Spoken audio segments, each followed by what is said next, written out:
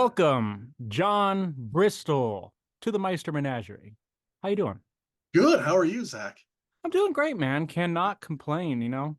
That's good. Thank you for having me, man. Uh, Appreciate it. Of course, of course. Um, for those of you out there who do not know, this is my first non-musical act on the show, and also, Change that. No, just yeah. Oh, okay. We could talk about that in a little bit too. But normally it's music centric, but I've been wanting to get actors and filmmakers on, so I'm happy to have the creative director at Elmwood Productions on the show. Thank you so much. Yeah, yeah. We do a lot of music videos, so that's kind of a cool thing. So Yes, that's a that's good way actually to how tie it I in. was that's how I was introduced to you, is Arthur Lewis Benson's video for uh oh my God, I'm going to butcher the name of the song. We call it Alice. Missing Alice at Advent. Yes, thank you very much. I love the song and the video, and I just watched it like 3 times in a row the other day because Nice. every now and then I forget like how much I actually love his music, and Yes. I was like, that's a great video too. So Thank you. Thank you. It was like we made a movie a couple years back, and Arthur pretty much scored the film unintentionally. His album wasn't out yet, and we got permission to use as much as we wanted in it for the movie. And that song was such a great tune. And then after the movie was done, we had an idea for an additional scene we could have shot. So instead, we made a video out of it, yeah, it's like a awesome, man. missing scene from the movie. Like all the music videos are kind of like Mhm. missing scenes from the movies, so it's kind of cool. Okay, Yeah, from that so movie. yeah, well, I noticed there was same set for at the by the lake house or whatever, if that's a lake house, right? I'm Yeah, assuming of some. Okay, yeah, it was there. I noticed that in the film because I just watched that the other day, the screener that you sent me. Great film. But let's, before we get into Bernice 2, I want to, let's just dial it back and kind of go back in time. When did you get into the puppets? For those of you out there who do not know, you're a puppeteer. Elmwood Productions is puppetry. yes, we're a film production company that primarily makes films starring puppets. I really got into puppetry as a kid. It started becoming a lifestyle choice for like just a way to put it. In my mid 20s, I really started taking it seriously. We've been doing it as Elmwood Productions now for 22 years as a group, which is Wow. cool. People have changed over the years and things like that, but as a whole, it's been Mhm. called Elmwood Productions for about 22 years. And yeah, it was just something was always a huge puppet fan growing up. I'm of that age. I remember when the Muppet Show was new, Mhm. and that took over Yeah. the world. That was the Marvel universe of its time in the late 70s. Yeah, absolutely. The Muppet Show and Star Wars were the two biggest things in the world in like 1979. You couldn't Yeah. get those things. Um, yeah, so like that was my age group to a Okay. T. And I just fell in love with that, the idea of puppets and Muppets, and it was everywhere in the 80s, puppetry and all that. And then it became Mhm. something I wanted to do. Yeah. Yeah. Awesome, man. Sure. Do you remember making your first puppet? I do. He's actually in this room. That blue puppet right there is the first one I ever actually finished. His Okay. name is Plank. It was the first puppet I would legitimately call my first puppet. Um, Started him I think I made him in 2001. And the one next to it, you can kind of see the orange head was made at the same time. So they were within the same like month window. Then I Mhm. finally really started building. Yeah, that's what I would call real puppets. Yeah. Yeah, Okay. it became like the our spokesmodel character. He's like our logo. He's like waving in the animation and things like that. And he has a Mhm. cameo in Bernice too. We made a new version of the puppet for the movie because that one's doesn't really doesn't move out of that box now. He's permanently attached to it because he's deteriorating. The foam they're made with eventually crumbles and deteriorates. So Yeah, yeah. he's more of a That display piece now. makes sense. That makes sense. How many puppets have you guys made over the years? Hundreds. Yeah. Most of them were built by me, which is Okay. cool. I love it. It's my favorite part. I mean, other than the camaraderie with my friends and getting to make movies with them, my favorite part is the puppet making and designing. I mean, for Bernice alone, there were 30 new puppets, I think, in that movie, new puppets. Mhm. So when you kind of think about that, that's 25 maybe.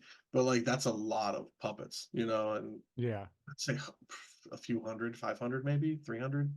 Yeah. I lost track. Yeah. Yeah.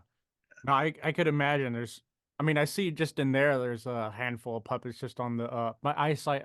My screen's up there, so if I'm looking up Oh, that's why. at the Okay, wall, yeah, yeah, yeah. yeah, because my camera's here, but my uh So computer's through the TV. So the only other puppet you can see on camera that I made is this guy, who's oh, also okay, in Bernice. So the rest are just this is like my office. I just have like toy puppets and stuff, and yeah, okay, a little collection of things. My bad velvet painting of Cookie Monster over here, you know, things awesome, like that. yeah, yeah, yeah. Yeah. But okay, so when did you start? Like, what was the first like projects that you did? Um, we did a couple things simultaneously that grew. The first thing we were trying to do was a cable access show back when that was a thing for that character Plink, and the one next to him was named Johnny Sojive. It was a cable access show, like a parody of late night talk shows. Filmed most of it, never really went anywhere. At the same time, I was creating a short film called Josh and Todd, the story of a man and his puppet that was going to type actors and puppets. Hmm. And we started shooting that at the exact same time. We're on to 2003 now, three and then early four. Then we canceled filming that. And then right after that, and six, we shot like a few scenes for it. It just wasn't working out. The acting, the puppetry, like the puppet itself, none of that was like working out. So we stopped. But then around the same time, we came up with a show called Steve the Vampire. It was a one-off short film that became our first real web series that got Okay. like traction and got people's attention. It's about a 12 or 13-year-old kid who becomes a vampire, and he's stuck that age for the rest of his life. But the show starts somewhere in his 30s, but his senile mother, who's now in her 80s, Mm. thinks he's still 13. You know, she can't grasp Mm. that he's a vampire, and Yeah. it's a comedy, and she's like the overbearing mom and screws everything up because he's just That trying to get some blood, you know. yeah, it's a funny idea. I like that. Thank you, thank you. My buddy Russ and I, him and I, kind of uh, came up with that one together and built the Cool. puppet. Yeah. Awesome. Um, so how many projects have you done? Major ones. We do a lot of one-off shorts. We do a lot of music videos. We have three feature films under our belt now. A comedy, which we took that short film Josh and Todd and made an actual feature half film out of it a few years later. A horror film called Head, which did really well for us, and now the Yeah. newest film Brains 2. And then for web series, with Steve, Animal Behavior, Risley Brothers, and then we have like some more skitty type web series, like with that guy Johnny Sojive I mentioned earlier. We have like Poetry Corners, where the newer version of that puppet does bad poems, and he pops up. He was in Josh and Todd, and he's in Bernie's too as well. Mm. He's kind of another one of our like signature characters that pops up here and there. Um, so like series like little things like that where they give one-off bits with characters and lots of music videos, and a handful of like one-off short films, like some horror shorts, and so yeah, it's hard. It's hard, Cool. it's so expanded. Yeah, Yeah. it's hard to say. If I was to sit there and count everything, it'd be a whole other show. Yeah. Yeah, that I could imagine for sure. But I love asking these questions because as a Well, aspiring filmmaker myself, it's fun seeing someone who's been doing it for so long. You know what I mean? So, thank you. Thank you. We really started really getting, in my opinion, good around like 2012. It took us okay. like 10 years to really feel comfortable. For me to feel comfortable, like the Mm. crew is getting good, the quality is getting good, and then when we started making the horror movie Head in 2014, we went to Mm. this new level, and the past 10 years have just been amazing. Yeah, before we got on here, I had just finished watching Heb. Oh, geez, Because okay, yeah. yeah, because I was gonna watch it last night, but I got stuck in the studio for so long, so I got to Hey, finally sit once the contractors left, I turned it on and uh was able to finally watch through it. And I gotta say, man, I loved it. That oh, was great. cool, Yeah. thank you. Yeah, It's no, different.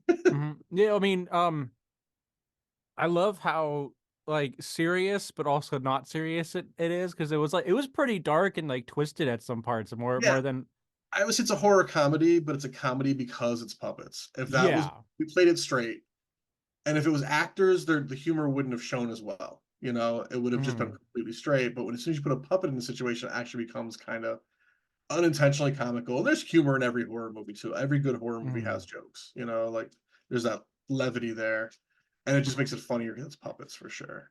Like the Yeah. sex scenes and things like that. You can't help. I Yeah. mean, Yeah. in a normal horror movie, you're giggling through them anyways, but in this movie, you're laughing out loud at them. You know, it's, Yeah.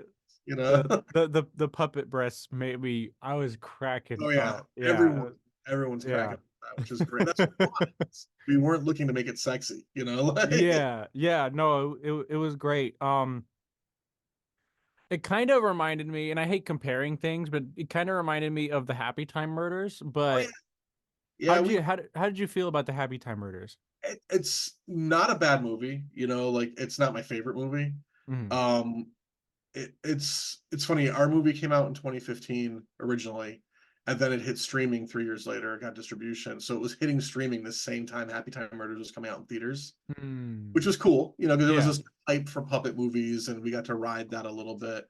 And their Mhm. distributor, Terror Films, that picked it up, used their title against them for our marketing. So, like, on the posters they made and everything, it said, "There's nothing happy about dead puppets." You Oh, know, okay, like, kind of okay, yeah, making yeah, fun of yeah. that because they got in trouble with Sesame Street and Sesame Workshop for some of their marketing, so they were kind of playing with them. But I like the movie. It's not my favorite movie. Technically, it's an amazing puppet film. You know, like, Yeah. the puppetry's great, the voice acting, everything, like all the effects, everything. You know, it's made by the best of the best. It's made by the Henson Company. Mhm. It's just, I know that movie could have been so much more. It's one of those, I Yeah. feel like they went for the lowest common denominator with all the dirty jokes because they Mhm. knew that would sell tickets, and it still didn't. And they should have probably gone darker with it. I think it would have been a better movie if they played it more serious.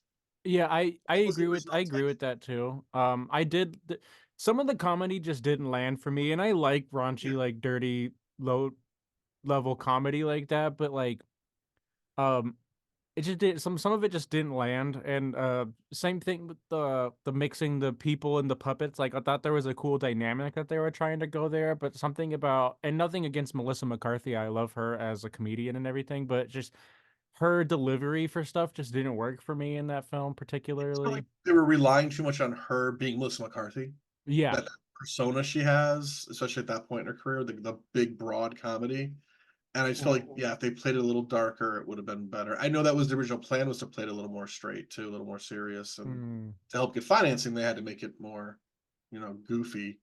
I did love the payoff towards the end when you find out that the other two puppets, the brother and sister, were actually yeah. building up their little commune with their inbred children. That just blew my mind. I could not stop laughing at that. It just, I wish that, like, I wish the whole movie was more bizarre like that. Mhm. And I Yeah. just felt like, and we did this with Josh and Todd. We were guilty of it too. They came out the gate running with the four-letter words and the raunchiness, to let everybody know this isn't a Muppet movie. We did that with our movie Josh and Todd as well, but we were amateurs. When Yeah, we made that, yeah. like, and also there wasn't a movie like that yet when we made Josh and Todd. So, and it's a similar Mm, concept as people and puppets mixing their worlds together, and yeah. okay. Yeah. But I like the movie. It's not my favorite. Yeah. You know, Well, I some mean, thumbs cut this way.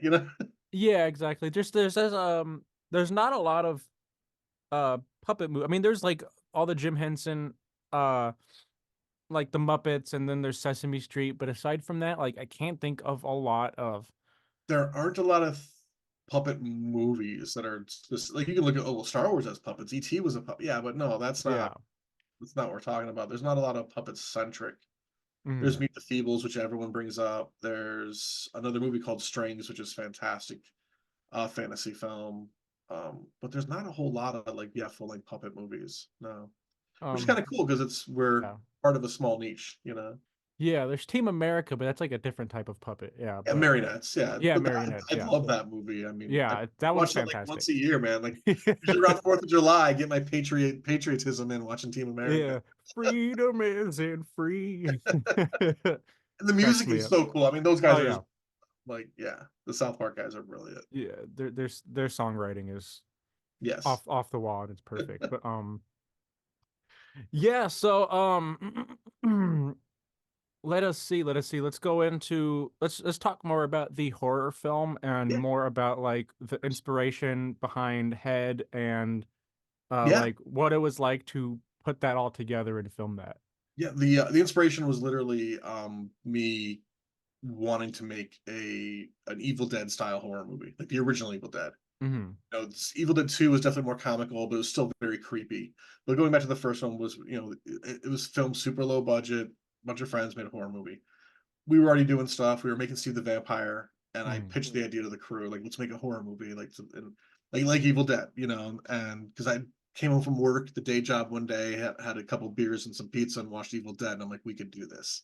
Got together with the crew the week later, like, let's do it. And it took us a few years to get there. I think I pitched the idea in 2006. We didn't make the movie until 2014, but also we weren't going to do it with puppets originally. And there was a different movie we were going to make that was horror, but the script didn't really land. And that's where the inspiration for Head really came from, was that script never got produced because it needed something. So we put it on the back burner, and I got annoyed one night and wrote a first draft of a horror movie the way I would want it, and that was Mhm. Head.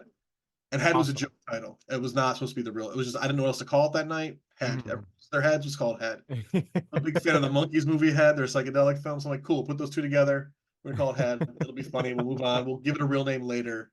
I thought I Yeah. would sell the script maybe and just try and get some money off of it too, and that never happened. And then a few years later, let's make the horror movie. Like, oh yeah, let's do that. Let's finally do that. And then we were trying to do it with actors, not with puppets, because it was written for actors. We were going to do something Mhm. without puppets for a change. And then as we got closer and closer and closer to actually making the film over like a year, 2 year window, we couldn't find a cast that we liked. And Russ, who I mentioned earlier, Russ Bird, Whirly Bird, he just one day was just like we were having a casting meeting, and he just had his head kind of down and looked up, and he's like, "Why don't we just do it the way? Why don't we just do it the way we always do things? Why don't we just do it with puppets?" And it was just like, yeah, why don't we? And I had already drawn what I would want them to look like, if they were going to be Mhm. puppets. Just that's what I do. Like, at least for nothing else for costume design, I'll just draw it as a puppet. And Mhm. I was like, I can do this. And now we had like a 6 to 8 week window before we would actually shoot. We'd have a cast, but we Mhm. knew we were the good puppeteers, our group. Why don't we just do it then? And I had to make these puppets like that, which was fun. Yeah. Actually, it was really cool to breakneck make puppets that were just going to get destroyed anyways. Yeah. So, what was uh did you guys like where did you go and like film this? Oh And yeah, yeah. All the campsite scenes were done here. We're in Connecticut. okay. All the campsite scenes were done here in Connecticut and Bethlehem, which is it's about an hour from where I am now. Um, because with the Russ again, he had access to this big chunk of property we could shoot on. Most of the interiors were done in two different spots: an art gallery that I used to co-manage with some friends, co-run and manage, and then a carousel horse restoration shop, Mhm. which is cool. We had to use the space in there. So like the interior of the tent scenes, that was all shot like in there. We put the tents up and shot it inside to control the audio better and things like that, which was a lot of fun. And then the final scene where the finale was shot in that same spot to make it look like they were in a shed, but they were actually Mhm. in this carousel restoration place in Plainville, Connecticut. So most of it was all shot here in Connecticut. Okay. And it was cool because we just wanted to make that B horror movie and we got to do it. Yeah. Yeah, that was awesome. I love that stuff. So it was like I want to Yeah. make this thing. I want to make movies I would watch. Yeah, absolutely. I love the B horror stuff also, and like after the beginning part with the like the TV host part, Yeah, like I was a little confused at first. throws people off. Yeah, Yeah, and then it went into the full movie because there was the what was short it, film. the walkway at the beginning. Yeah, yeah. Yeah, that was hilarious also. So I was a little confused, but then once it actually got into the movie, I was like, wow, I love what it's like puppet slasher horror. Um We cheated with that actually because we wanted to be a feature film, which has to be that hour. The hour is when it mm, becomes a feature film. When we were done making it, we realized we had a 48-minute movie. We were shot okay. in 12 minutes. We're like, well, we could just call it a short. And then we'd already done the walking path a year Mm, earlier as a short film. And then I don't remember who it was, but one of us had the idea to do the horror host, which is big in the 70s on local TV stations in the mm, 50s, like Elvira or um, Vampira or Captain Video or Captain USA. Like everybody had their USA Up All Night. All these different things had their Svengoolie, things yeah, like that. yeah, yeah, yeah. Horror host. So we came up with Graveyard Gill, and we made him look like John Waters. And we Mm, shot that. That stuff was shot a month and a half before the movie premiered. Those scenes with him, like we literally okay. last thing. The cast didn't even know we were doing it. It was just like three of us knew this was happening. And we put it in the movie. So when the cast and crew saw the movie for the first time, they were like, "What is this Graveyard Gill thing? What is going? What is what?" I thought we put the wrong movie in at the premiere, And it's like, "You'll see, you'll see." And it Yeah, was it's mainly, awesome. but it was to get to that hour point, And then it was Yeah, yeah. liked him hosting horror. So the other horror shorts we've done since then, he hosts them. They brought him back to like be the host for them again. Like it's his show now. Okay, yeah, that's cool. Yeah. Yeah. That's cool. Yeah, I liked it. Was it called The Walkway again? Sorry. The Walking Path. Yeah, The Walking Path. Yeah. That one made me laugh also. The whole zombies aren't real. Yeah.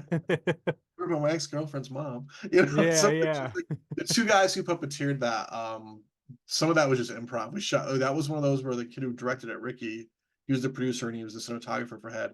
But he wrote and directed that. It was a one-day project. Like it was like, Mhm. let's do this today. I had these puppets, and Ricky was like, I can come up with this script, and he wrote it. And we shot it that day, and we edited it that night. It was really cool. Like a Awesome. 24-hour film type thing. Yeah. Cool. Yeah. Now it's part of a feature film that's on Amazon and Tubi and YouTube and like Oh, awesome. I didn't I just saw it yeah. on YouTube. I didn't know it was on Amazon and stuff too. Oh yeah, it's all over the place, which is cool. Yeah. Rad, rad. How many people does it take to generally puppeteer everything? Um, it depends on the project how many characters we have. There's like 10 of us in the primary group. So 8 of us are puppeteering on a regular basis. There's maybe 4 or 5 lead puppeteers. And then we have the people that are still getting more into it and learning more and getting better. Hmm. So a lot of times it's the same principal puppeteers. I mean, right now the 10 of us are the main crew for everything we've done since we came out of Head. Really, we've had a couple people come and go just for certain projects or whatever. Hmm. But we got a pretty good tight core group, which is nice. We all get along and we're all silly. And, yeah, Yeah, yeah. Well, that's it, awesome. it depends on how many characters are in the scene too. Like if we need extra, Yeah. we're calling people up. Hey, we need extra hands, literally, and things like that. And sometimes like with Head, we were short people making it, so Mhm. some of us doubled or tripled up. But our voices sounded too much the same for the same characters, so we brought friends in to dub things and things like that. Because usually the puppeteer does the voice as well. But Okay, that's another thing I wanted to ask. Do you record the lines at the same time as you shoot the shot? yeah, we'll be wearing like a hat or a headband. There'll be a little microphone right here dangling off it. We used to do the headphone thing, the singers like Britney Spears on stage with their microphone in front of them. But this Hmm. seems to work better. And yes, we do the audio live. There's always dubbing, there's always fixing things like any Hmm. movie, but we try to do all the audio live if we can. Yeah. Okay. Yeah, I was trying to figure out how you guys got it to sync up so well, We and that don't makes lip sync. sense. I mean, we'll lip sync the music video stuff, but we don't Hmm. pre-record the audio and then try to lip sync. The puppetry is usually better if you're doing it Yeah. live. You know. Okay. Okay, well that makes sense. That answers my question then. Because I was thinking about that the whole time while I was watching Bernice too. I was like, how do they like I was because I break down film stuff because I like editing and stuff also. Yeah. So I was like, how do they do it? But that makes sense. It's not like animation. Animation's the reverse, or they record the voice first and then animate to it to make sure the lip movements match. Okay. Puppetry is usually the opposite. They do it live or they dub it over later. Okay. Cool. Um, well then, let us see. Bernice 2. Yes. Let us talk about um the inspiration behind that firstly. Cool. Yeah, we we had a bunch of like skits that we were kind of burnt out doing just short skits and throwing them on YouTube, like 2-minute bits. We Hmm. had a bunch of them we wanted to do, and we are like, we could do like a sketch comedy film. Hmm. And that was kind of the inspiration, was looking at like things like Amazon Women on the Moon or the Kentucky Fried Movie or the Groove Tube, these other sketch comedy films that are actually good. And we were like, we could do something like that, but with puppets. That would be fun. But there has to be like an underlying theme. They always have something. Like Groove Hmm. Tube was a TV station. They were always watching or TV that was just changing channels, and then you get the different skits. But we didn't know what we want to do. And then at the same time, we had this other idea for like this art film, but making fun of art films, because art films can be like these independent art films can be so pretentious, and we've been to so Yeah. many festivals with Head and things like that. We've sat through so many of these bad art films that the director be up there, well, there was all this deep meaning, when it was just he just threw a bunch of shit together and called it a film. Like Yeah. we were kind of like mocking that too. We had this idea to mock that in a short film. about a guy in a wheelchair just rolling around and weird things happen, but he never says a Yeah. word that reacts to it. And then it was like, why don't we put those two together? Because that would be funny to have this character in a wheelchair rolling around, but then all these Mhm. skits that we actually think are funny and good happen around him, or he can participate in them, but he still never talks. Yeah. And then we had the idea of somebody else riding in the wheelchair with him, and that comes from something in my personal life from when I was a kid. I used to always, my brother was in a wheelchair, and I used to always ride them. I used to stand on a skateboard and hang onto his wheelchair. We'd go everywhere together. And I'm like, we should do Mm. that, but we couldn't get the skateboard to work, so we just had him stand on the back of it. But uh, yeah, so it was just that, and it just made it that much more weird to have like these. And there's no underlying story, but there's definitely a theme of happiness, I think, in that film, Yeah. and that was important because we shot it during the pandemic and during 2020 and 2021, during lockdown, people were wearing Mhm. masks at the beginning a lot and things like that, and we just wanted to put something positive out there at that point. Because Head coming out of Head was a very dark thing too. Mhm. You know, we'd done two web series after that. One was like a PG-13 comedy, and the other one was a family-friendly show. But we wanted to do another movie, but not have it be our first two movies were the one that Josh and Todd, very R-rated comedy, and Head was obviously the bloody booby horror movie. Mm.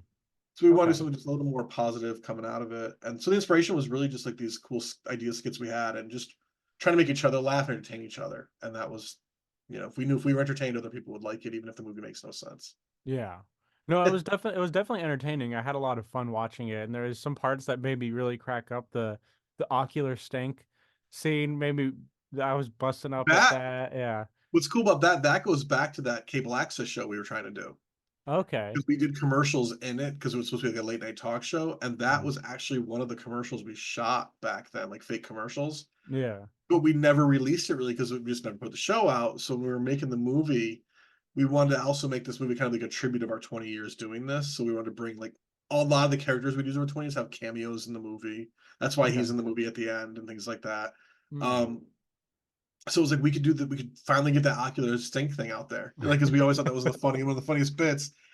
And him Yeah. screaming in German. The original puppeteer who did that in 2003 or whatever, we couldn't get him to be there that day, so we lifted the audio from like a really bad like DV tape for Yeah. like that was transferred to a DVD. Like so him screaming "Mein Augen" in German, so we'd have his voice in that scene. And we didn't tell him that. So at the premiere, he saw it and he was like, "It's my voice." Like, That's awesome. Yeah, that's hilarious. Okay, so I need to know something. I need to know. Was there like an RC car engine in that? Okay, yes. I was trying to figure out if someone was like in a green suit or if you were pulling it with the string. The There was some of that too, yeah. But the majority is we had there's a hobby shop here in Connecticut that specializes in make and remote control car stuff. Mm, And we hired them to take this mini wheelchair we had and turn it into a remote control car. Places I'm gonna give them a plug if that's cool. They're called Time Machine. They're in Manchester, Connecticut. They are amazing. They went above and beyond on it. And we burned when we were filming in August of 2021. We had this heat wave come through and we burned the motor out because we were, the wheelchair was a certain weight. The motor is only mhm, made for a certain amount of weight. Then mhm. we put two puppets on it and we had a brick on the front of the thing to keep it from flipping over, like underneath his feet. Yeah. So we just burned the motor out from the heat, and they came to our studio and fixed it. Like these guys were great. Wow. Siobhan and Steve are their names. Place is called Place of Time Machine. It's also a cool toy store, hobby store, but yeah, so that was really cool to have a remote control wheelchair. I was just actually dug it out the other day because I want to get it up and running again just for fun, something to do. You know? Yeah. No, But that's awesome. yeah, and it was cool that we found a puppet-sized wheelchair too. Like we knew we had to Mhm, make a wheelchair, and I don't even I make a lot of the props with Mike Finland's one of the main puppeteers. mhm. The bearded guy in the wheelchair, the puppet looks like him. It's based on him, and him and I build most of the props for our stuff too. And we just couldn't grasp how to build a wheelchair. We're just not that So how did you savvy. come out? How did you find a wheelchair that size? I went on Craigslist on a random Friday afternoon and looked up wheelchairs. And I'm like, maybe I can find a kid-sized wheelchairs. I know they make smaller sized wheelchairs. And the first thing that came up, I shit you not, puppet wheelchair. And I was like, what the? Like, I don't know if I can swear on your show, but like, what the? F No, is this? you can swear. We're fine here. Yeah. So I click on it, and sure as shit, it's a puppet side. There's a picture of it, and I'm like, call the guy or email. This was the email only. Email immediately. I'm like, do you still have this? And he's like, yes. I'm like, where are you? And he's like, it's like an hour drive, half hour, 45 to an hour drive from where I was. I was at work, and I met him like, what time do you? He owns a custom bike shop. Mhm. And I'm like, what time do you close today? I'll be there today. And he was like, yeah, don't worry about it. Just get here when you get here. We close at this time, but if you're late, don't worry. Looked at my coworker, said, I'm leaving work now. I'm not missing. I'm going right now. I'm too excited about this. And just blew out of there. He got there. It turns out this guy, he makes recumbent bikes for people who have to pedal with their hands, like handicapped people. Okay. He does other things too. But that's like his like bread and butter. And he had moved his shop from one location to another, and he had built these puppet wheelchairs 25 years earlier, 30 years earlier for this touring group of puppeteers called Kids on the Block. They go to schools and do like Mhm. shows about inclusiveness and things like that. And he built like 50 of them for them to just spread out over the country for all their touring groups. Yeah. And he kept a couple for himself just to keep them. But now that he's moved to his new shop, he was like, well, I don't need two of these. So he put one just at that time on Craigslist Wow. while we were trying to figure it out. So I get there, I tell him the story, and he was like, oh, this is amazing. I'm like, yeah, dude, like talk about timing. He's like, I'm going to use it for a puppet. We're going to try to make it a remote control. We didn't know how we're going to do that. And he's like, that's great.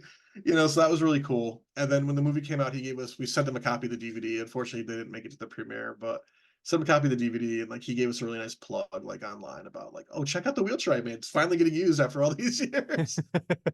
So that was cool. I can't Yeah. even remember the name of the bike shop now. I feel bad, but yeah, Well, that's that's great. That's great though. That's so awesome. that was like, and then yeah, some of it was strings though, because it wasn't like going up hills. It really didn't have the juice. Yeah.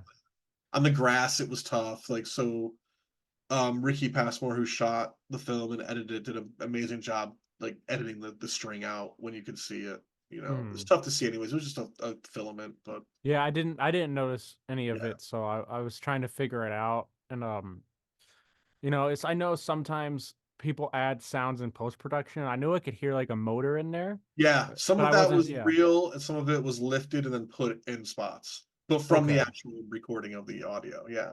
Okay. It was the real sound, but sometimes it was faked over a scene because the Hmm. yeah. Okay. Well, it was seamless. And how fast can you get it to go?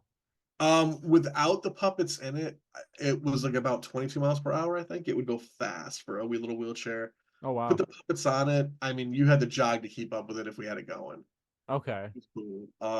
When I first got it home to test it, I was out in my driveway and in my street, just no puppet on it, just wheeling it around, trying to get used to it. It was two controllers, one for each side, trying Hmm. to figure it out, get used to it. And a guy on a motorcycle came up my street, and I went out into the street with him and raced him up the end of the street, and he was just cracking up. Like my street's like a 10-mile-hour street. It's like a little suburban street, but like Yeah. he saw it, and I'm like, and I revved it a little and like made it do a wheelie, and he just like, boom, and I chased him to the end of the road. He was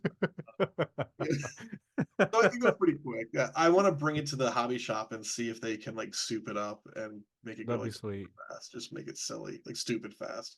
Yeah, because that would make a great skit also. Now that Bernice Yeah, 2 is over, you can make it just yeah. Just make it like this demon guy in a wheelchair. Yeah, like Yeah, that put would a be helmet good. on him and have him go. Yeah, it's awesome. I love that. Um, so again, we Arthur did a lot of the Yeah. scoring. Who was the other band that was in that like kind of psychedelic scene at the station? Oh, the Sergeant Scagnetti. Okay. They were a big ska band like in the early 2000s, 90s. Um, that like was all over the East Coast. They split up for like 15 or 20 years, got married, all had kids, things like that. And then they just recently got back together right around the same time we were getting ready to make the film. They reached out to us to make a music video.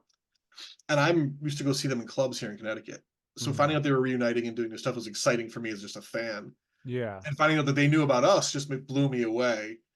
And I was like, that's really cool. And then like Small World, their sax player was in a band with one of my buddies from high school. Like, and I didn't Hmm. even make that connection at the time. Like, but just like Small World stuff. And so they asked me to make the video, and I'm like, yeah. And they're, well, how much is it going to cost? I'm like, if we can use your song in our movie, nothing.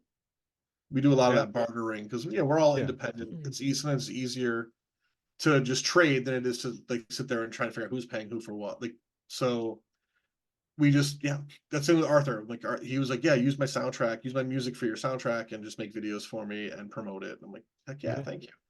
Yeah. It's awesome. So that was cool. So Sergeant Scagnetti, or Sergeant Skag, they go by for short now. They did the Cultination song, and That was then a good, that was a good song. yeah, they're a lot of fun. They're really nice dudes and chicks, and they're just a lot of fun. That Oh was a yeah. fun shoot. Yeah, Yeah. No, it looked like it. that was the first thing we really shot for the movie. We're still having the mask up. It was 2021, right as people were starting to get the vaccine. So it was like Mm, people were finally getting together, and which was good. Like April, it was like April, or I think it was April of 2021. We shot it, maybe okay. May. Yeah, and Yeah. then the movie really picked up from there for the rest of the filming that summer. Sweet. Yeah, yeah. Sweet. So when you make these films, what are some of the most like difficult parts of doing The this? the puppetry is probably the most difficult part. You know, you've got 2 to 6 people on the ground on their knees sometimes, or laying down on top of each other and things like that. Everyone's got to have their arms up. Everyone's like, you gotta be prepared with deodorant, and you Mm, gotta like the people you're working with, because you're on top of each other, you're next to each other, you're sweating.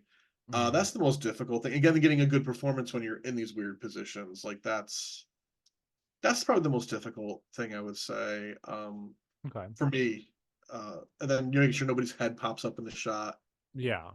Like, oh my god, it's like I watch things and I'm like, there's the little, like, right there at the top of the screen, there's somebody's head right there in the bottom. You know, like, I'll see it and it drives me crazy. But like, so, Mm, or like the puppet only goes to here. Sometimes they'll go further, but like every now and then you'll yeah. see a little bit of somebody's arm. Like, it is what, like, we're better now Mm, than we were 15 years ago. But yeah, that's, for me, that's the hardest part, is okay. that. Yeah, that makes sense. That makes sense. Who do you Yeah. got there It's with you? what was that? Who you got there with you? You just grabbed a puppet I'm I getting saw. somebody out to, yeah, because we were talking about Arthur, so I have Arthur with me.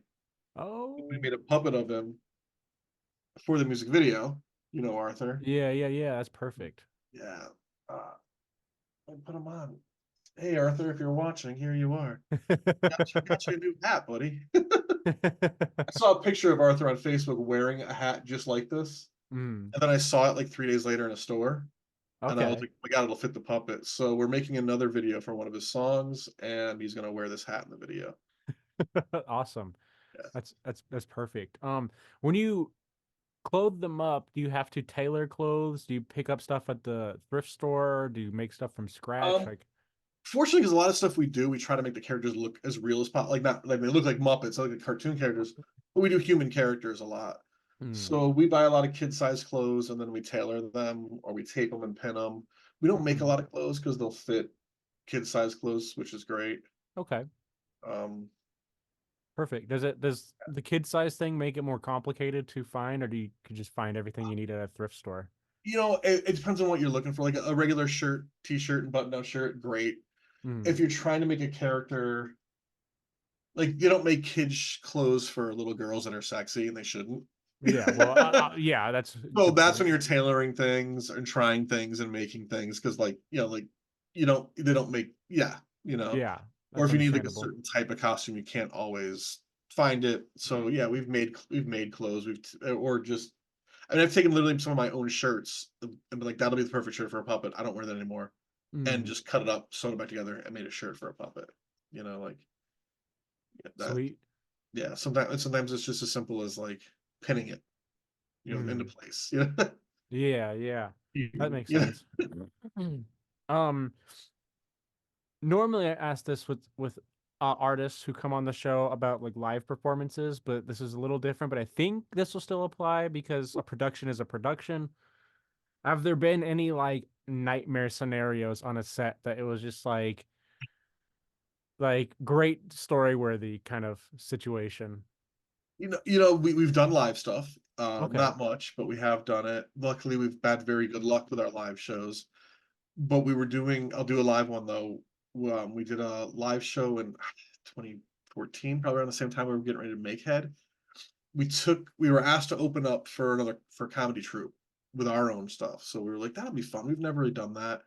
So we took the old cable access show and made that into a live, like, variety show instead. Took the Hmm. idea for it, took a bunch of those skits, rewrote them with the same host, and so it was the Plink puppet, and and the character of the Johnny Sojev character, the Poetry Corner character that's in Bernice too, and he's in Josh and Todd. He was gonna be part of it. It was like, the Lathan from Plink was special guest star Johnny Sojive. Mhm. And right before we were supposed to start, like the night of the show, we ran through, it was fine. We had our stage set up so you couldn't see the puppeteers.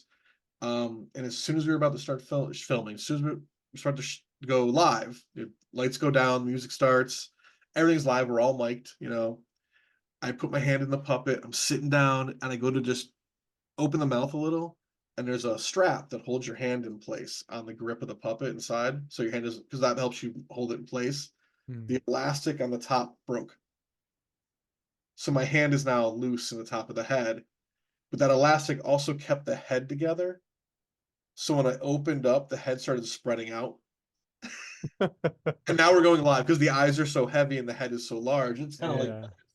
so now the head was just going like this during like spreading out and Oh. sinking. So right as we go to go like live. And so now I can spread my fingers out and hold everything in place. Like it'll hold it there as if the elastic was still there, but now it's gonna make it almost impossible for me to puppeteer properly. And Mm. you've seen Bernie, so you know the guy talk. He's all babble and it's all Yeah. over the top, and the puppet's head is literally like this big, bigger Mm. than and it's just the weight, and oh no, I didn't say anything to anybody. I'm just gonna keep my mouth shut because if I tell anybody else, everyone's gonna panic. Mm. But through the show, like I'm looking up and I can see it. Like I'm looking at the puppet going, "Oh God, I hope nobody else catches this." Audience isn't gonna know. They're not Yeah. they unless they've seen the character 1,000 times. And this was a character that we used to bring to like open mic nights, like comedy stuff, and he would do Mm. like he helped host some burlesque shows and things like that. So some people around the area knew the character, but I don't think anybody was gonna catch that the puppet was literally falling apart on stage. So Yeah. that would be like a bad experience, yeah.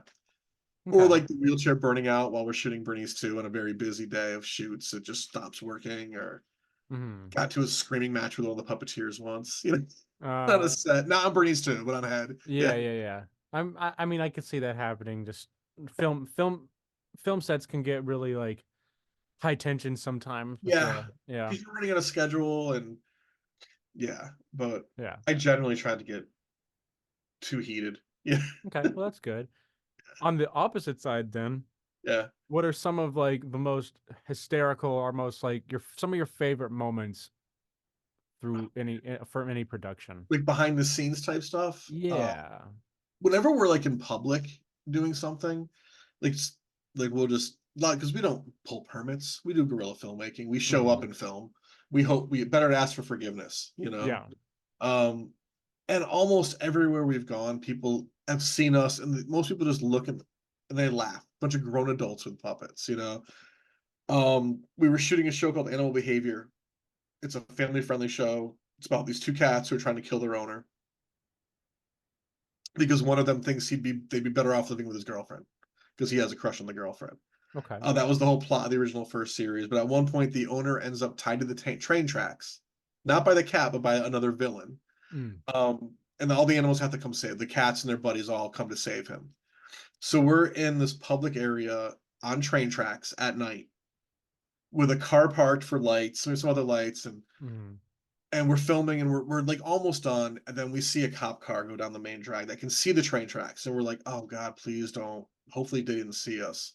And then we see it come around, and I'm like, fuck, we're done. We're just start packing up, guys. Let's just not get in trouble.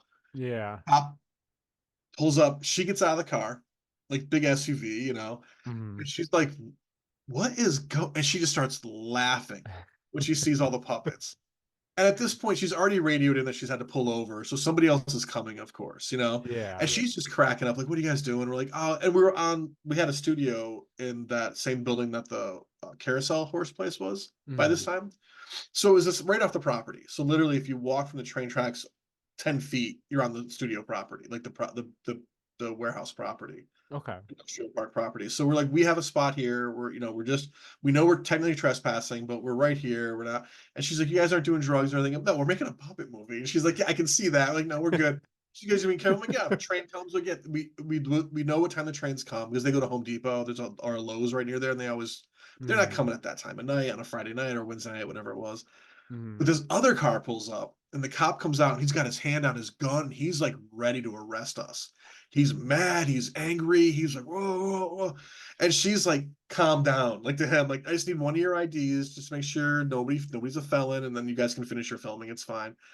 and but he was like mad and angry, just being Mr. Macho Cop. And it's like here's a Yeah. bunch of grown men with puppets. Like, like the last thing we want is trouble, That Yeah. and then when we were making Bernice 2, there's bits where they're rolling through a downtown, which is Mhm. actually the real Elmwood that our company's named after, where I Mm. grew up. And we were coming up a street and a cop car pulled up because they saw us with the camera gear and all that. And they pull up and they look out the car. There's two cops in it.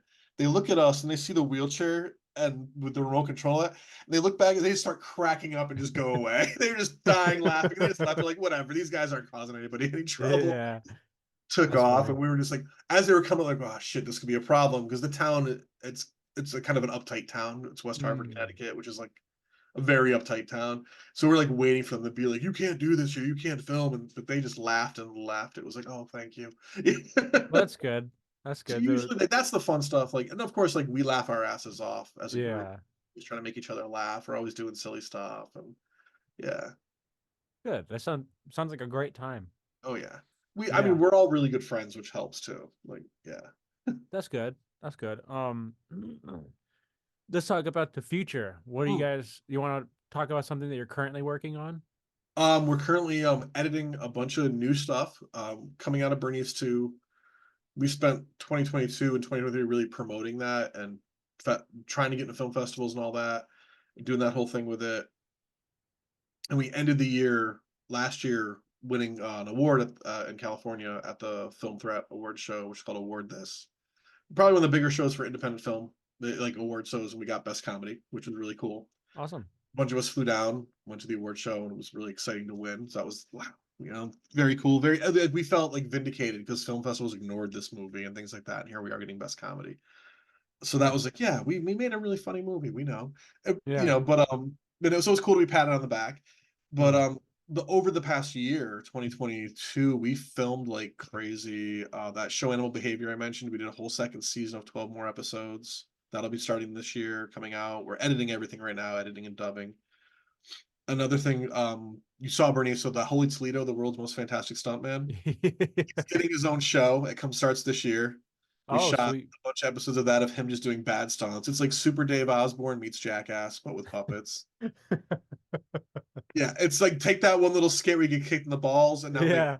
a minute episode. That was a funny ass skit too. I Thank love you. We that had to one. Yeah. rebuild the Rocket Brothers for it because those puppets were antique. But other than Okay. that, it's the same puppets and like the same Dave puppet, which is great. Thank you. That was one of my favorite bits in the movie.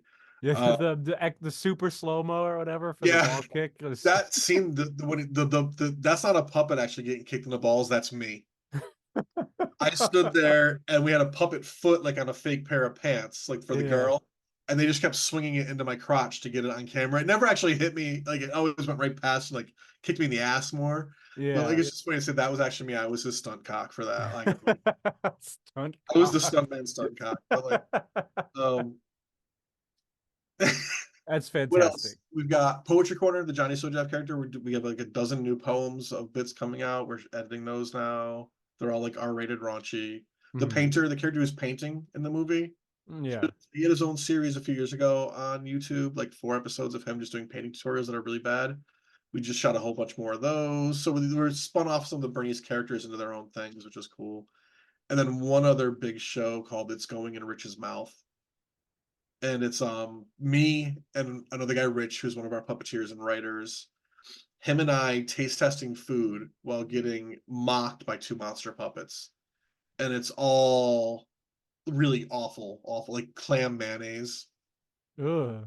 Yeah, like shrimp potato chips, like anything we could find that's just like off the wall. We did a Yeah. whole episode of like the canned fish, like Mm. sardines and like squids and all that, like in the marinara stuff. Like anything that was just like bizarre and weird. We just Yeah. um That's fun. there's a whole episode of just chips, and we found some chips from other countries that are very unique flavors. And Rich didn't know, which was fun. Like I knew, but Rich didn't know, so he's taste testing, trying to guess what they are. Mm. So that'll be a fun show that starts this year too. So we're editing everything right now. It's going to be big releases starting in April. We're really be pushing everything. Animal Behavior comes out first in April, so Awesome. and that's gonna be fun. I've just saw another episode today. Ricky who's editing it sent me one, the rough cut of one, And it's gonna be, I mean, it's the most family friendly thing we do, and it's just like Looney Tunes with puppets. So I'm excited. Yeah. Yeah, no, that's great. Like I'm definitely send me anything in case I miss it on the timeline. Cool. Just Yeah. send me something. I'd love to check it out. Awesome. Thank you. Yeah. Yeah, of And course. then the music videos, we're always doing videos for people. Like we did the one for Arthur, we did Skag, we did Strawberry Machine, and Robert Fullerton. All the Okay. bands contributed music to the movie. We did I video. might have to get you to do a video for one of our hip hop songs. Dude, I would love to. I love doing, like, it's one of my Yeah. favorite. I love making music. I'm of the MTV generation. Okay. Yeah, You know, same. MTV started in what, 81 or 82. I was like 7 years Yeah. old. Music I I videos were hard, you know? I love music videos to death. Good, Like, yeah. good. Um Yeah, so I know we're doing another one for Arthur, and we're doing like this whole music video movie thing with another musician named Josh Arcieras, who did music for the movie as well, and he did music for the movie Josh and Todd. So okay. yeah, Okay. we got some stuff coming. Yeah. Sweet. Um let us talk about a little more um not necessarily future what's to come, but what would if you were to be able to put together any kind of movie you wanted, there's no limitations, like what's the dream film to make? Oh, you know, we keep saying like puppetry is not a genre; it's a medium for telling stories, Hmm. and so we keep saying we're trying to hit every genre. So far we've done the bromance with Josh and Todd. We did the horror with Head. We did the sketch comedy with Bernice. So they keep doing that, like picking a different genre. Like we have a film that we want to shoot later this year, hopefully. That's like a character study, dramatic film. But like a perfect dream movie. Oh man. Well, I would love to take there's three, I would say, I guess I would say there's these three shows we've already done, Animal Behavior, which is one about the cats, but the show Hmm. has become just about animals in general, and they're like I said, it's like Looney Tunes meets the Muppets. Okay, yeah. And then there's another series called the Risley Brothers, about two brothers who own a bar that run it badly. And then we did See the Vampire. I'd love to take those three things and make feature films out of them. That would be like the perfect perfect Okay. world type thing to me. Like make it still do more web shorts and stuff, but it'd be cool to make like actual feature films. Hmm. Um, and maybe a musical someday. Well, that'd be fun. Some sort. Not like a Broadway style, but like a Yeah, musical with yeah, like yeah. music that I like. You know, I'm Yeah, not yeah. against that. I'm just saying like it's just stuff that I would be more into, like something funkier. Yeah, I get that. yeah. Yeah, that's awesome. I'm here for it. There I you go. love the puppet stuff. But I keep doing puppets. Like we've had people come in and be like, "Oh, how come you keep doing stuff with the puppets?" It's like because we can and no one else does, and Yeah. a dozen other local filmmakers who never get anything done because they're always waiting for actors or Hmm. get the perfect cast for something. And you know what? If I want Tommy Lee Jones in my movie, I'll make a puppet that looks like Tommy Lee Jones. Get a voice impersonator I for it guess and we would do everything. something Yeah. like it. Yeah, and we've Yeah. already pulled that off. We wanted a character that looked like Shirley Manson, the singer from Garbage. Hmm. So we made a Shirley Manson puppet. That's awesome. We made it look like her. We want to, like that with, so like, why not? We have another movie idea where it's a B gangster movie, and we wanted the lead gangster to look like Axl Rose when he was fat, like 10 years ago. So I've already built that puppet, just waiting. I When he need had to the see mustache, and yeah, like, I need to see like a blood in, blood out puppet movie. Like that would be amazing to see yeah, something like that. it's an idea we've had floating around forever. So it's like, yeah, we'll do Yeah. that someday too. And I built that puppet just to get it out of my system. Like Yeah. I got it made now. So if we ever make that movie, we have it. But like just Perfect. do it. Yeah. But I love it. that's yeah. So like I just love that we keep busy and we keep doing things. As long as we have ideas, we're gonna keep going. And yes, the dream idea would just to keep going would be the dream Yeah. idea. No, I get yeah, that's Keep perfect. having I fresh ideas. Yeah. yeah, no, that's a great answer, It's honestly. like anything with any creativity, I think. Like as a musician, like when you're inspired, you have to go. You Yeah. know. Yeah. Yeah. No, when I'm feeling it, I'm just like, okay, I turn the mic on, and then I just start writing or recording, and then Yeah. like, if there's something else that I need to do, then I'm like, I can put that off till later. This I needs to can get do my done first. laundry tomorrow. The dishes will be there. Like, Yeah, I exactly. have enough clean dishes. Like I'll be okay Yeah. for another day. Yeah. I might not have this inspiration in 3 hours, so Right. gotta do it Oh, now. oh my God. Exactly. Like when I wrote Head, going back to that, like I came home from work on a Friday night, and in Connecticut, you never know what's gonna happen with the weather. And I remember it was March, it was Friday, and like 2 days before it was like 55, 60 degrees. And I came home and they were like, it's gonna snow all weekend. Nobody's going anywhere. Mm, I was like, oh, wonderful. And I lived alone. So I was like, all right, what am I gonna do this weekend? Like, yeah. and I was like, I was kind of like annoyed that we had decided not to make the other horror movie. And I was like, I want to write the movie I would have made anyways. And I literally, like I said, ordered a pizza, got a 6 pack of beer, and wrote almost the whole first draft of Head that night. Like as the inspiration hit me. I wrote the opening scene, which is the opening scene where the people get killed, and I always thought it'd be fun to kill the whole cast first and start over, which is what the Mm. movie does. Um, I wrote that, and then I'm like, all right, I'm good for the night.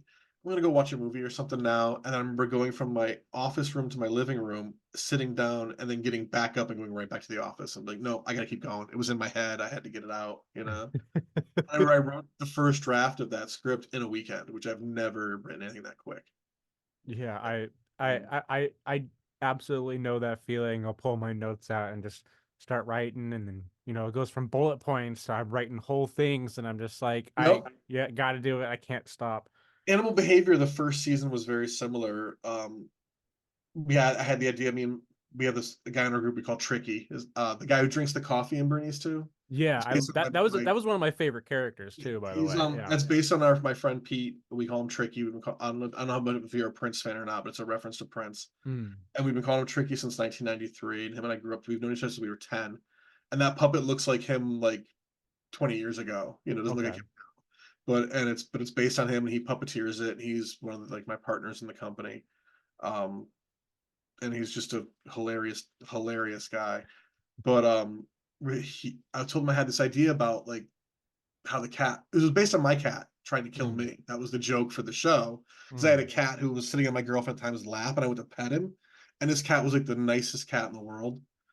But I scared him, and he swatted at me, and like claws out, snarled, growled. I'm like, whoa. And I joked like, "Oh, he's trying to kill me because he wants to be with you," to my girlfriend, and she laughed. Like, but it was just, I just scared him. And I was Yeah. telling him like that would be a funny idea for a show, and his exact words were, "Cats aren't trying to kill anyone because they're just walking furniture." And right there, that's the plot. Like no one believes this guy that his cats are trying to kill him. Like, Mm, and I wrote like 5 episodes that day, and then a couple episodes that had nothing to do with that plot. It was just about cats being house cats and doing silly things or whatever. But mm. it became a show. Like I that love was a that. real I too. gotta. I'm gonna start watching that tonight. I'll send you That's links hilarious. if you want. Yes, They're all on our YouTube please, channel. There's please. Yeah. playlists on the YouTube. I Yeah, think hey, I think I subscribed, but yeah, I'll check it out. Yeah, for sure. nice. Yeah, our YouTube channel has every show broken down to playlists, which is really nice. So, Awesome. yeah. Yeah. I had another question. Oh yeah, so I just want to make a. This is more of a comment than a question. Yeah, yeah. The coffee character. I felt that. I felt that. I need my coffee every Me morning. too. I Yes. need it, and I'm just like, my roommate's the same way. He does his own coffee thing, and he goes on a drive with his coffee, and I start my morning with the coffee and cleaning and stuff like Yep. that, and I just I have to have He's it. So I was like, yes, I know that feeling, and you then can yeah, Tricky, the guy that the puppet is, and the guy it's mm, based on, he's a father of triplets.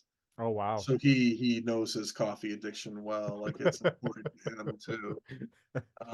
Yeah, that was I wrote those scenes. Like one thing about Bernice is I was for years the primary writer at Elmwood. But with this movie, I started giving everybody like, okay, you have ideas, write it. Let's put it in this movie. Like let's do this, let's do that. But I still wrote most of that. The rocket launching, him and I wrote that together. Tricky and I came up. That was another short film we never made. Yeah. Tried making it, and we couldn't get it to work right, so we worked it into this. Um, Mm, but yeah, so that's definitely him. The coffee. Everyone who doesn't love yeah. good coffee, space Right. coffee. You know. Yeah, that was a hilarious scene too. The whole like him going do like the psychedelic tunnel trip Mhm. thing going on, and then the spaceship rocket, and then the floating couch in space, like Yeah. all of that was Oh my great. god, that was one of the most inspired shoots the day we shot the floating couch, because we had this whole thing in mind that we're gonna do on green screen where he gets up into space, he's in the rocket, and he comes off the rocket and goes into a spaceship, Mm, and the Todd puppet was there, and Todd was in our movie Josh and Todd. We wanted him in the movie to reference that movie. Mhm. And was we had the green screen was ready to go. We were shooting my garage actually, and I had to work that day.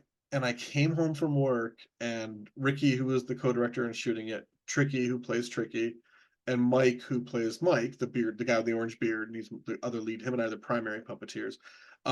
We're all already at my house setting everything up, and I get there, and the garage is open, the green screen and blue screens are up, but my old couch that I was throwing away was sitting in front of it. And I was like, what's going on here? And Ricky was so nervous because he just didn't want to like upset the flow. And he's like, I have an idea, just hear me out. And if you don't like it, it's fine. I'm like, what's up? He goes, what if instead of a spaceship, Todd is just floating on a couch in space? And I immediately picture because the movie Josh and Todd, there's a handful of scenes in the movie where he's just sitting on a couch and you can see his legs and everything. And I Mhm. immediately saw that couch. It wasn't the same couch, but I immediately remembered making that movie. And I'm like, that's a perfect throwback. And if no one's ever seen the movie, it doesn't matter. It's still weird. And that's the Yeah. point. And I'm like, that's awesome. Let me go get changed. I just got home from work. I'm like, let me put a different shirt on and things like that. And let's get shooting. Same dialogue. Same thing happens. You know, it's just Yeah. instead of going into a spaceship, he jumps off his rocket and lands on the couch and he gives him the space brew. And it was just like perfect. Like I love that scene so much. Then it leads into Arthur's song, which I love. You know, Mm. like that's the next bit as you hear the Alice at Advent song. Yeah. Yeah, that was a perfect thing also because that's a great song that kind of goes with the whole space theme, I think. Yeah, it like leads into that Mhm. with them pulling up at the end. Like, yeah.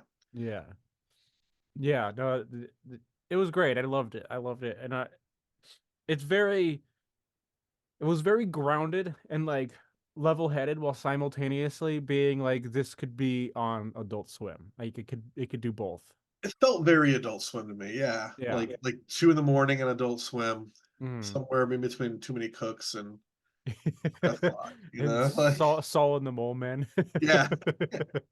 Yeah. Yeah, no, that was awesome. So I got another question for you. You've been doing puppets for a long time. Do you ever dream in puppets? No. You've never I've had a dreamt puppet? about Oh, okay, puppets, about but I've puppets. never had a dream where it was just all pu not that I can remember at least. Okay, I had to Um, ask because I that's a know a lot of great question, I had to think yeah. about that, yeah, I was like, So I know whenever I have a job, I start to dream about that job or whatever work it yes. is. So I had to see if you've Oh, dreamt like everybody is puppets. I've had dreams that we're filming, I've had dreams where I'm talking to the puppets, they're talking back to me for Oh, that's sure. that's dope. Like that the character is real, you know, but Mhm. maybe that's just psychosis or something, you know, like maybe I'm losing my fucking mind. I'm sure I am, but I've never had just an all puppet dream, no. But yeah, Okay. yeah. Well, Now I maybe probably will. hopefully you do now that I put that out Yeah, there. now it'd be the back of the head. Yeah, I'm gonna Right? wake up one night and be like, there it was. Yeah, gotta get back out with Zach to tell him about it. Right? All right. So I'm starting to run out of questions, so let's just get to the last two questions that I normally ask at the end of Cool. every Yeah, interview. yeah, yeah. Starting with anybody you want to specifically shout out or plug, like just show Um, some love to. oh, show some of this somebody. I mean, the Elmwood crew. You know, my team. These people. I always say this about them. They make my dreams come true. You know, I started this myself. You know, it was something I wanted to do. You know, and I was lucky enough to have like Tricky Pete to be like, I want to do that too. That sounds like a lot of fun, and always be there with me. Mhm. You know, and our whole time he's only not done like there's some short films, like I've even been a part of some of the short films because I've been doing something else. So I've just sat back. I've been there while they were shooting it, but I didn't puppeteer or direct or anything, you know, but Mhm. like there's only one project in our whole history that he had nothing to do with, and it was just the triplets were born and he was busy and he was like, I'm gonna sit this one out. And we still threw his name in the movie, and that was Head. He's the guy that wins the contest in the Graveyard Guild contest. We say Peter Luco wins the because he named the dead ferret or Mhm. whatever. Mhm. But so the Elmwood crew though, all the people that work on the films with me, like I'm gonna shout out to all of them. I'm not gonna name names, it's too many, but they Mhm. all know who they are, and past and present. But the current crew is just such a great team, and they mean so much to me. Like I said, they make my dreams come true. Mhm. You know, like if it wasn't if I didn't have all of them, I'd just be a guy making really fancy dolls. and trying Yeah. really hard to do something with them and just never. I mean, I'm sure stuff would be there, but it wouldn't be what it is. It wouldn't be as cool. We wouldn't be winning awards like we have and things like that, which is cool. And then to plug something, I don't, like I don't know, my favorite bars. Like, Well, I use that word kind of interchangeably with shout outs, so yeah, yeah. um Like I can't. I mean, yeah, the crew. I yeah. got a buddy named Rich Sear who does a show similar to this. To give him some love because he's always promoting Elmwood. Okay. Uh, yeah, like and Arthur Yeah. Lewis Benson. Go buy his album. Go listen to his Yeah, album on. absolutely. I love his album. It's Yeah, terrific, and I like want to thank Arthur myself for linking us up to have this great yeah, conversation. yeah. He's such a sweetheart. He's such a nice guy. He's so Mm, talented. His wife is great. mm. Like I'm so glad. Like we brought Bernice to Pennsylvania last year in January. Right now, it was like this past weekend. We went down there as a team and showed it at a theater in his town, so he could be there and perform at it. And he did like an opening set and played for like a half hour before the movie, and I remember that. I remember it that. was so Yeah. cool to just go. I was wearing the same shirt. It was just so cool to go down there and like see him again. 'Cause he was at the premiere a year earlier because we premiered it in 2021. Mm. Then we went down there and exactly almost 1 month shy of a year from the premiere. Um, and did Yeah. it there, which was just so cool. Yeah, Yeah. I think it was been about a year, uh the 15th where I had him on this show last Oh year. wow, So cool. it's yeah, it's just kind of funny how that all kind of lined up. That worked out perfectly. Yeah, and his album is just so good. Every Well Yeah. Spoken is the name of it. Every song Yeah, on it is just great. We were lucky to absolutely. get to use the music in our film. Like I feel honored, Mm. because he's just a cool dude. Like he'll just out of nowhere just, hey, how's your brain? How you doing? Like just check Yeah, in. Like he's messages me almost every day. He's a yeah, super friendly, just you know, lovable guy. I love him. with everything he's got going on, the fact that he is still like thinks of other people and time and Yeah. like it's just he's a Yeah. he's a special guy. Yeah. So Yeah, Arthur, absolutely. we love you. Yes. We love Perfect. you. Yeah. And before I move on to the very last question, I do have to say that it is an absolute blessing that you've been able to have this whole crew of people together because I know how hard it is to keep groups of people together. I've been in, Yes. indie record labels. I've tried to put together like film crews. I've tried to put together like rap groups and stuff, and it always almost always falls apart except for a couple small instances and so I know how difficult it is to put and bring people together for that long as you've been doing it. Yeah. So, And we've had like yeah, people circulate through, rotate um, out and stuff, but but the core four of us that really run the company right now have been the same since 2012 wow. for 12 years now. And yeah, so that's really good. Yeah, Yeah. that's awesome. Yeah. And most of the people that are with us now have been with us since 2015, we'll say. So it's been Okay. a good 10 years with almost the exact same crew. So we had some other people come and go, but Yeah, of course. that's how it goes. Yeah. You're collaborating though. You bring a different producer in, or you bring a different puppeteer in Yeah. for something. And some people, it's not for everyone. Some people come in, they want to try it out, and after one project, they're like, "I'm out. It's too much work, or it's not for me, or Yeah. yeah, Absolutely. yeah." Absolutely. But That's how it is with bands and stuff. I was in bands and things like mhm. that when I was younger. I get it. It's hard. It's hard to keep a it's hard to keep a group together because you also have, and you probably have something to say about this too, just different personalities Mhm. and different goals. Yeah. And one person has to take the lead, and sometimes people get mad about that. Yeah. I Some mean, people, someone yeah. someone has to do it because Otherwise, nothing gets done. yeah, exactly. And Yeah, we spent years talking about making movies and never making movies. yeah, And then finally, it was like, until someone actually writes the script, grabs the camera, and makes it happen. yeah. And then finally, it was like, we're doing this now, and somebody has to be in charge, and it just Yeah. ended up being me. Yeah, I get it. I've been in in your shoes before. Not as many projects as you've done, but I've done, a handful of like a small web series and other shorts and stuff like that before. So and I love I giving get other how it works. and I love giving other people control now, which is great. Like I said, the Yeah. past couple of years, like you write this, you produce this, I'll make the puppets and be a puppeteer, but and still I have to be there, still have control, still bring everybody together. Mm. But it's nice to not always be the full boss on everything, and yeah. So everyone else is taking some control, and what I like about that and you guys probably have had this with collaboration too, is when you're giving up some of that to other people, there's a whole new respect because they understand what you've been doing. Yeah. I've literally had one person be like, I want to direct, blah, blah, blah. I'm like, great, here, go direct it. You have this short film you have an idea for, somebody wrote it for you. Let's do it. They directed it, and they're like, I'm never doing that again. I get it. I'm never doing it again. I'll let other people direct if it's an idea I have. I'm like, Yeah. great. Now you know how hard it is, though. Yeah. It Yeah, may it look is easy, but I don't sleep it's the night before. exhausting. Yeah. Yeah, you just getting it all together. You think it's easy because you just show up and say action, but it's not that easy. Yeah, there's so much to go into it, and I got to give you a lot of props for doing it and Thank you. sticking with it, and then also giving people the free reign to try it out and see if it works for them. Like, it takes a lot of trust and a Oh lot yeah, it of was like bringing Mike in, like I was mentioning with like he just wanted to try puppetry, wanted to be a puppeteer, or something he always liked, loved the Muppets and all that. We met him through another friend. Yeah, let's give him a shot. Let's have him come in. And now he's one of my best friends in the entire world. He's like a little brother to me, and he's with me and him are the lead puppeteers. Like he's that, yeah, give people a chance. You never know what's gonna happen. it's We're always beautiful. open to people coming in and trying. Like I love when people are like, I want to come puppeteer, I want to try that. Yeah, please, let's go. Mhm. Let's go. Yeah, Because if you love it, great. If you hate it, at least you tried it. You have that experience now under your belt. yeah, definitely. So not to brush that off, I just Oh, just yeah. moving things along, Yeah, yeah. It because shows up. I just absorbing that whole thing. It is beautiful to have everything come together like that, have those kinds of people in your life. Um, anyways, the last question um that I always end the show with: do you have any advice for any newcomers that might be wanting to get into film or arts of any kind? Um, Step one, do it. You have an idea for something, just try it. You wanna do a painting, get some paints, get a piece of paper, paint on it. You'd have a painting.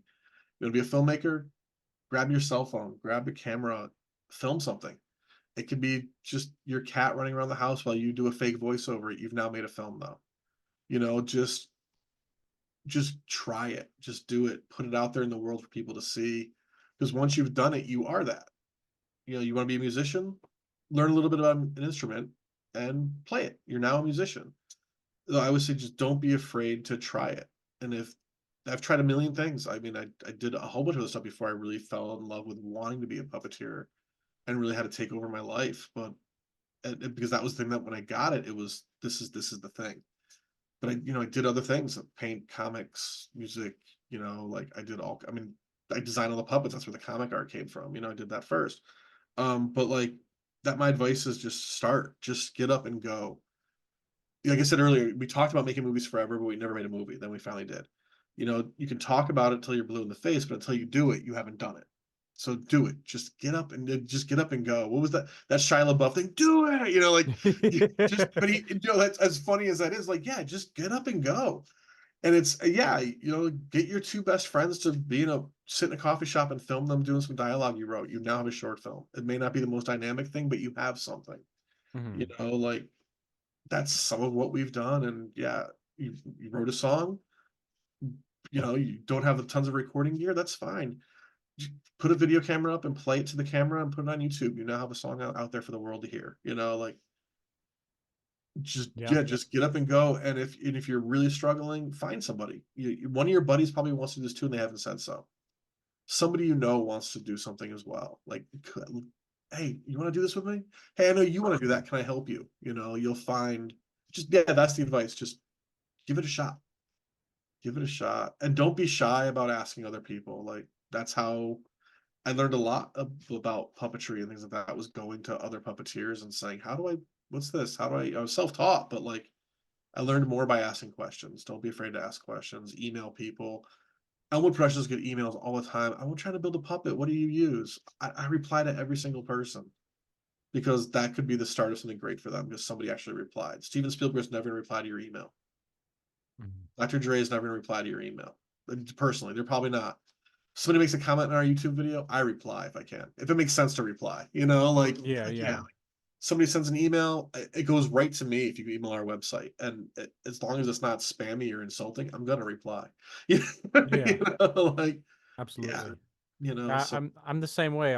I message everyone back as long as they don't seem like they're gonna stalk me or something like or that. steal Like, something from yeah, me, if they or seem if yeah. they seem if they seem a little crazy, I'm a little wary. But Like when you're making entertainment, there's a lot of that's one thing I've learned off topic. You get a lot of people that will latch on, and they don't want to be your best friend, but they want to feel like they're part of it, and it gets a little weird sometimes. Like, I've had some weird people message me about yeah, we've weird had some stuff, and weird interactions via the internet because like everyone's an armchair critic now because everyone has an internet connection. Everyone feels Mhm. like they have the right to contact you because they have an internet, and they don't. Some people Become don't too understand. accessible to people.